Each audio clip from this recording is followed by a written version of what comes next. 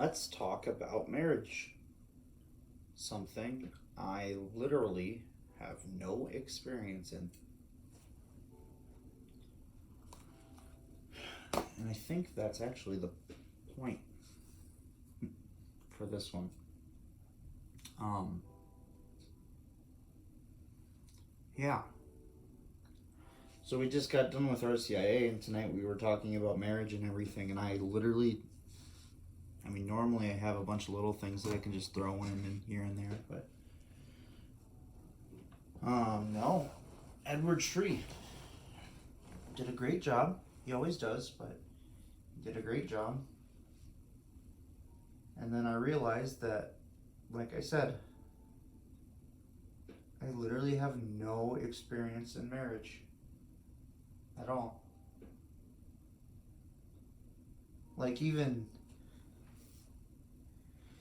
people or kids whose parents got divorced or whatever, they're still married.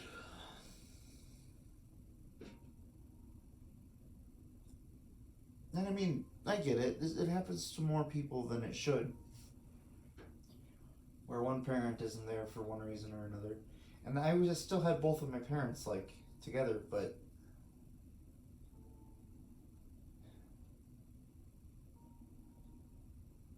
it's just really hard, you know?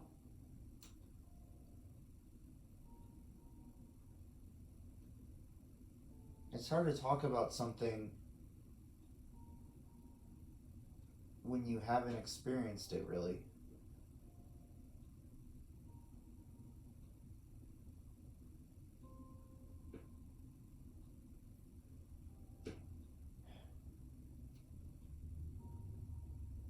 And I mean, that goes for a lot of things, but this one just seems like something that everybody should have. Like, everybody should have knowledge on. But sadly, today it's not. And so let's actually start talking about marriage.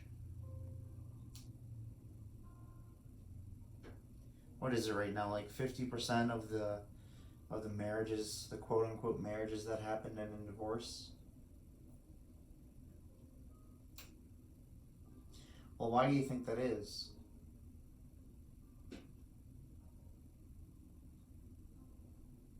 When people are just getting married because they have good feelings about another person and that's all they ever really get to is the feelings.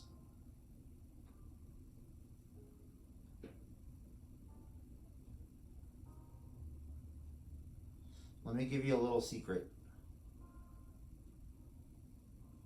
To be in love isn't to just have feelings for somebody. I mean, yeah, in the beginning, those feelings are they're pretty important, you know. Without them, you wouldn't really be considering marrying this other person, especially not in today's day and age where most people aren't getting arranged marriages,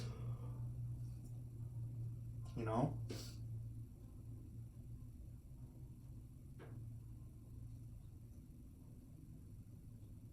But feelings really aren't the point of marriage.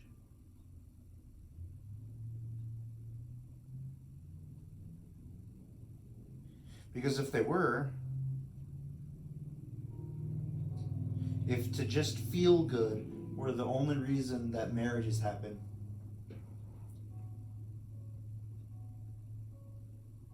I wouldn't be surprised if the divorce rate goes up through the roof to 90%. If that was the only reason, was feeling good about each other, or always feeling in love, if that was the only reason for marriage, I wouldn't be surprised if divorce rates went through the roof. Because it's not, right? Like, it's not something you think about. But think about it. You and your best friends don't always see eye to eye 100% of the time. And if you just divorced your friend from because you didn't see the same thing for one thing, How ridiculous does that sound? Not even like a big argument, but like one little tiny thing where you just kind of be like, oh, this is what you think, or oh, you see this in a different way that I do.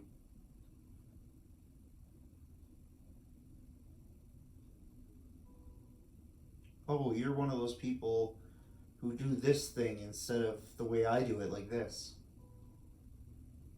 And then you just kick them to the curb because they're different. Or you try to change them, which ends up becoming more of a mess, and then you guys actually have an argument, and then you actually start fighting because you're trying to change who they are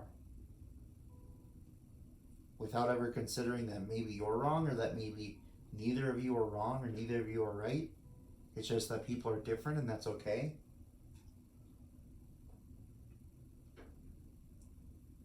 See, that sounds kind of silly, doesn't it?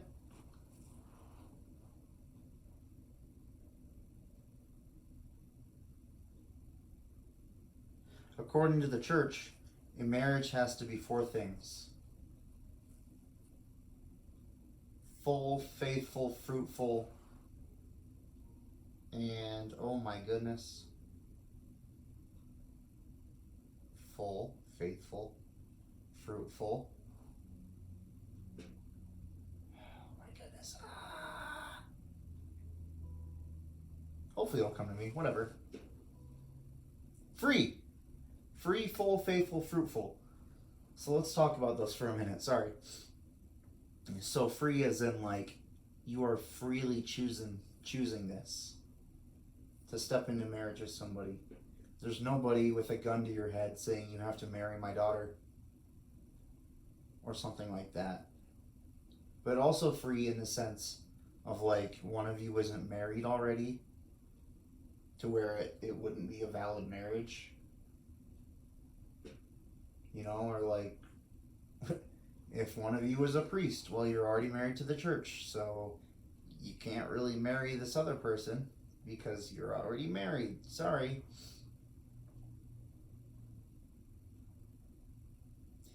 Okay, so free, full, you have to fully give yourself to the other person. You can't just say, oh, I'm going to give you like 50% all the time, and maybe on Thursdays I'll give you 60% or whatever. No, because what would your vows sound like on your marriage? I promise half the days that I'll love you, and the other half, I don't know. We'll just see how I'm feeling at the time. Right? Like, that's ridiculous. So it has to be freely chosen. It has to be full. You have to fully commit to it. You can't just say or go into it with reservations. Like, oh, maybe, but if I find something better, then I think I'll divorce you and just go do a different thing. You know? And that goes in the same thing as fruitful or faithful. So you obviously have to have faith to your spouse. You know? Maybe that analogy I was just using goes for this one, but once again, imagine what your vows would sound like. Yeah, I promise to stay 100% faithful to you unless you like start getting ugly or we get in an argument and I realize that you chew too loud or something. In that case, well, then I think I might divorce you. Think about how many people that affects. If you have a spouse who isn't faithful, and people know that. You know, obviously you, because you're like, oh man, if I don't go to the gym today and I start looking ugly or whatever, my spouse is going to dump me because, well, I'm not satisfying them enough or whatever. And then the kids, like, are we the issue here? Like, is mom or dad gonna leave because we haven't been very good? Or, because if they start annoying you too, just, who cares? Just leave. Whatever.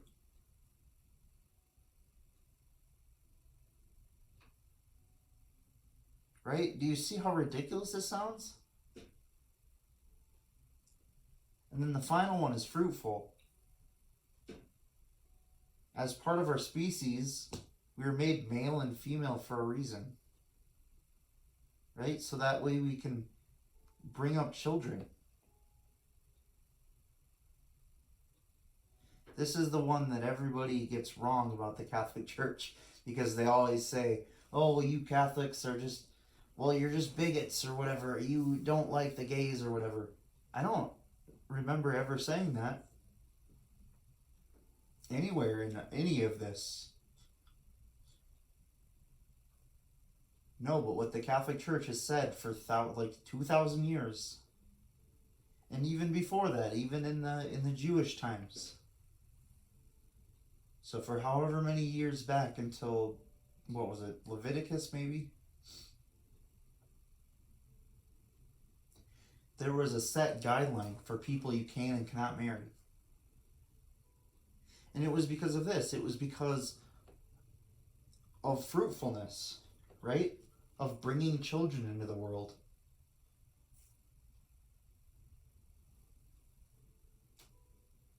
You know, 2 men cannot bring a child into the world. 2 women cannot bring a child into the world.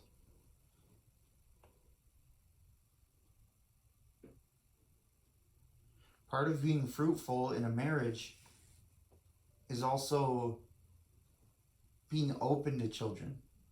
If you're 100% closed off to having kids ever, well then in the eyes of the church, that is a reason for there to have never been a marriage in the first place. And I don't think we're going to talk about that today, but at least being open to the idea of children. You know, even if it's not right now, even if it's not the moment you get married, but somewhere down the line, being open to having children. Okay, and I opened a whole can of worms, and then I stepped away from the worms, and let's get back to the worms. So, being fruitful, right, is a big part of marriage. It's 1/4 of it. If you take away one leg of this thing, any of them, if you take away any of the legs of this stool, then it's no longer a marriage. You know, it's going to teeter, it's going to fall off to that edge. If you're not freely giving yourself to the other one, if you're unfaithful to your spouse, these are both legs that are getting torn away. The fruitfulness, the being openness to children, that's no different to what a valid marriage is in the eyes of the Lord. Right? In the eyes of the state, yeah, you can do whatever the heck you want. Someone married himself. Some dude married his daughter. Some lady somewhere married her dog. Right? And according to the law, somebody married the state of Pennsylvania, I think, or something like that. No, someone in Pennsylvania married a roller coaster. I'm pretty sure. Okay, and according to the law, like the U.S. law, those are all valid marriages. In accordance with the law of the land, right? Obviously, you see how different that is, how how weird that is, right?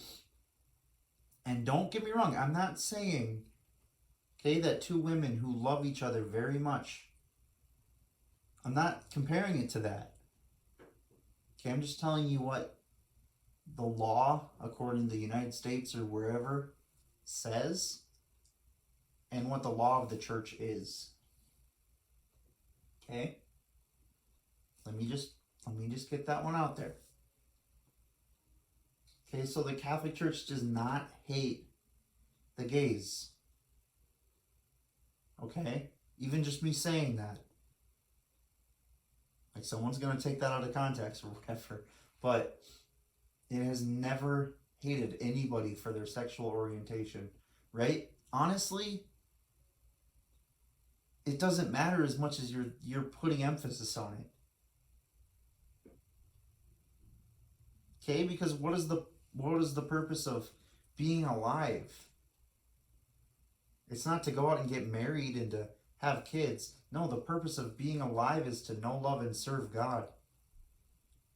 And in serving God, some people are called to have children and be parents, and some people are called to be priests. Some people are called to the single life or the religious life. People are not called to the same thing.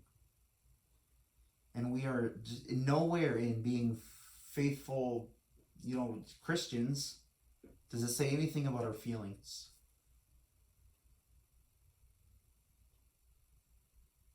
And I'm not saying that your feelings are invalid. Absolutely not. God gave us our feelings for a reason, because they help us to understand the world. It helps us to cope with things. God gave us the feelings and they are good. But God didn't say only rely on your feelings. Otherwise, we would constantly be eating and we would all be dying. Nobody would ever work out because that doesn't feel good. You can't go off your feelings alone. And that's the exact same for marriage.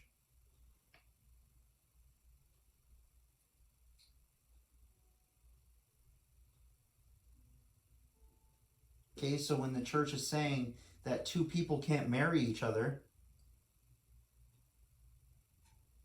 are you thinking about it in a rational sense or in a reasonable sense of like the church, that's not a fruitful marriage, that wouldn't be a fruitful marriage, so they can't have kids, and also whatever?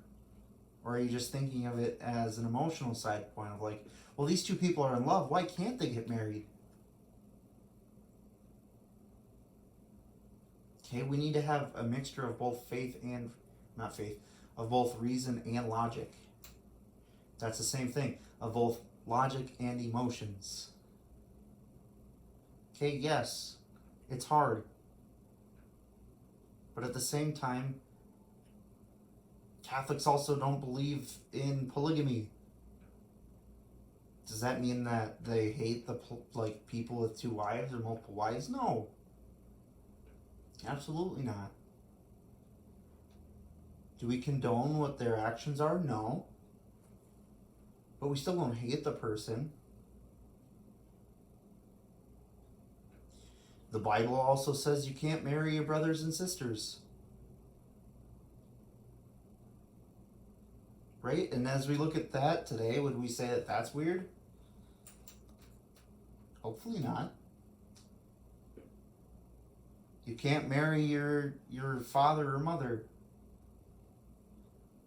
Can't marry your children. Don't marry your cousins. Why? Because they're already a part of your family.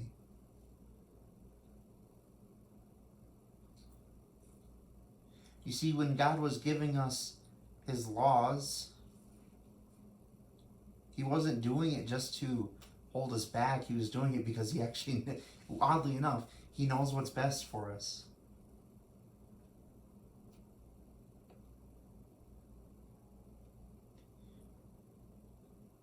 With inbreeding, you see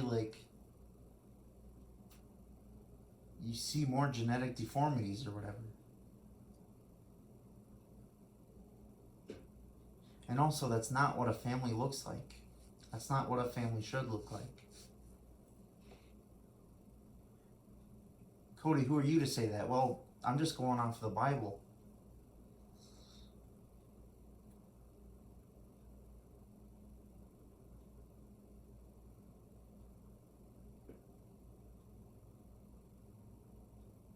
Okay, I can't sit here. This isn't the point of this video.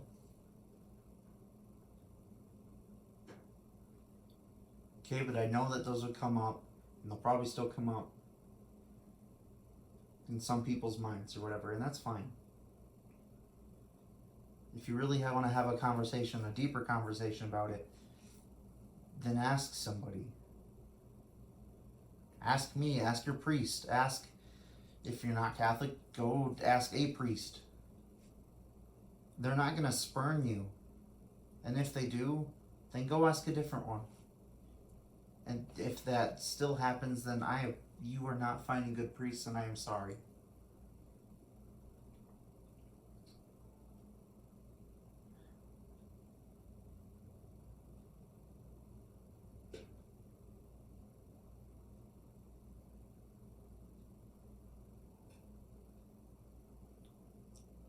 But marriage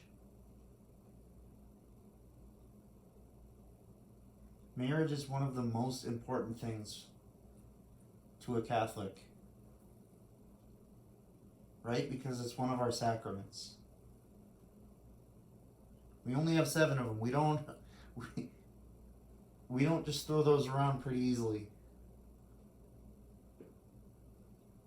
You know, marriage is right up there with the Eucharist and going to confession, baptism. Okay, we hold these as sacramental. Why? Because they are that important. Sacraments are outward signs of God's inward love for us. You know, so in marriage, when a couple becomes one, how do they look different on the outside? They don't. But what do? They wear their rings to signify that they are one. Just as a ring has no end, that marriage will have no end.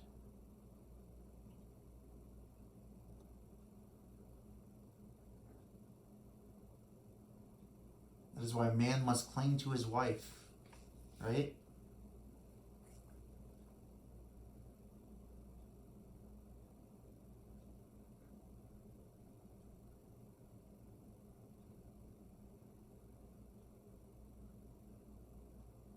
Marriage is not just something you do.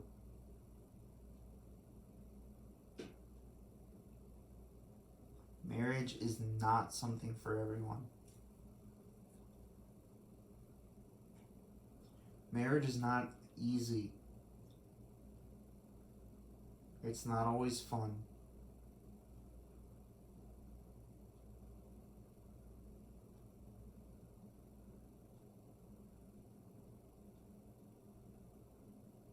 Marriage is about making you a holier person.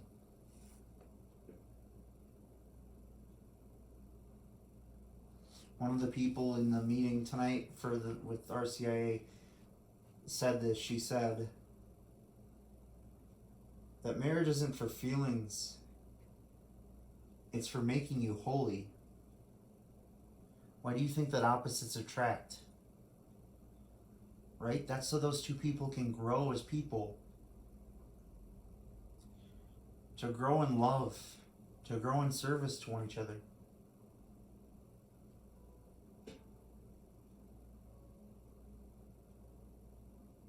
Why? Because that's how we get to heaven. We can't just stay the same person for our entire life and then hope to get into heaven. No, we have to continually grow.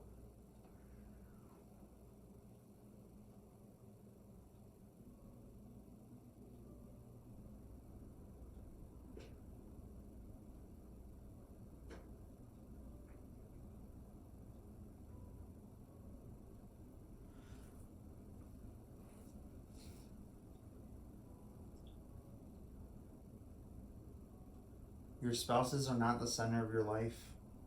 God is still the center of your life. And hopefully your spouse will lead you towards them. And if they're not, you have to have a serious talk with them.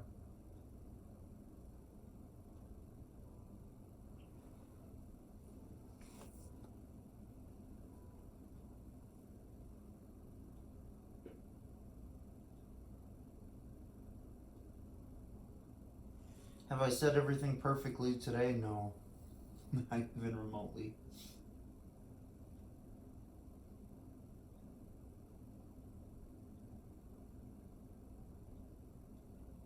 But that's just a slight overview of where the church resides on marriage. I'm still leaving out a lot. And that's okay. Marriage is kind of a big one. if you are married,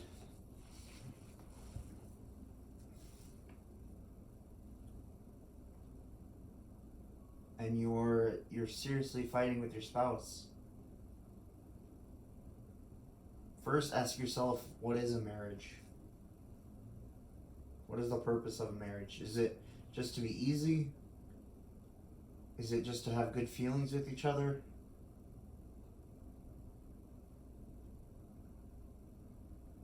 Or is it to grow in holiness?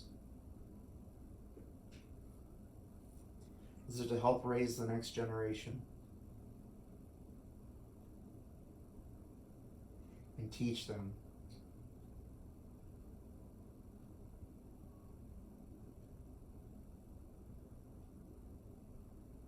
I'll give you a hint. It's the last one. The last two.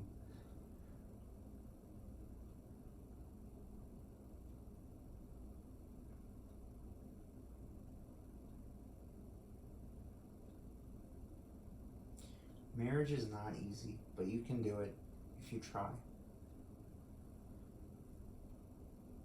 And put the Lord first.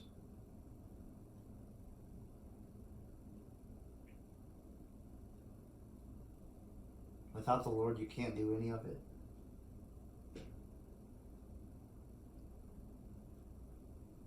Without the Lord present, it's just two people hanging out. You need to have the Lord in your marriages. Or marriage, hopefully.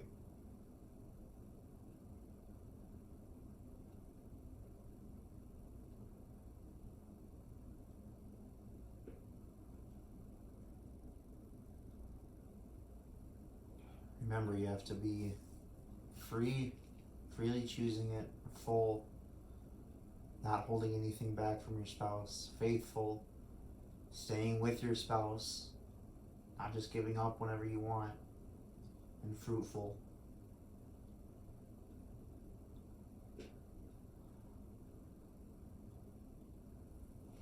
I love you guys.